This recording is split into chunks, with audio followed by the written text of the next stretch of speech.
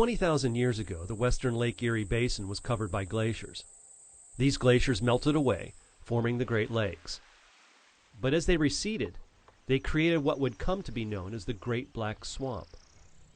5 million acres of impenetrable, uninhabitable wetlands, roughly the size of the state of Connecticut. This region remained unsettled until the 1840s, when new settlers began the epic task of draining the Great Black Swamp. My great-great-grandfather settled here in 1847. Drainage started with my forefathers here putting it in. They dug a trench and made a channel for the water to run out. Proper field drainage is an issue faced by many agricultural communities. But in this region, the legacy of the Great Black Swamp has made drainage particularly challenging. For the last 200 years, the most common solution has been tile drainage, clay pipes running underneath the soil, draining excess water and diverting it into ditches. It's essential. If we did not have tile drainage up here in Northwest Ohio, you wouldn't have any of this huge, beautiful agriculture that we got. We wouldn't have our nice cities and villages. This would all be a swamp again.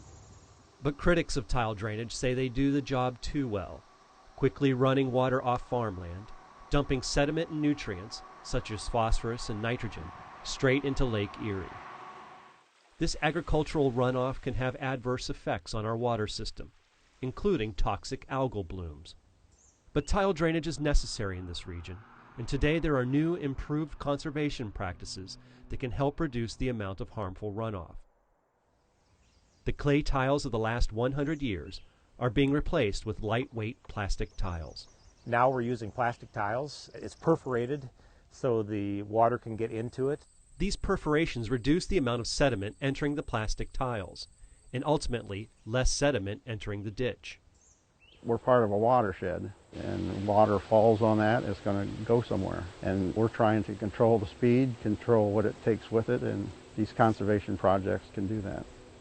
Dave Reese is the Soil and Water Conservation District Supervisor for Hancock County, Ohio. He works directly with farmers, advising them how to implement some of these new conservation practices. Farmers are very environmentally minded and conservation minded because it's their business. They want to protect it all they can. They don't want to lose their topsoil. They don't want to lose their expensive nutrients. We have to make money to keep in business, and the more nutrients we can keep on our ground, the better it is. Buffer strips are reducing the amount of nutrient runoff. The new plastic tiles are reducing the amount of sediment seeping into the tiles. But controlled drainage systems are the one last chance to reduce runoff before the water enters the ditch. The farmer can control how much and how fast the water can drain into the ditch.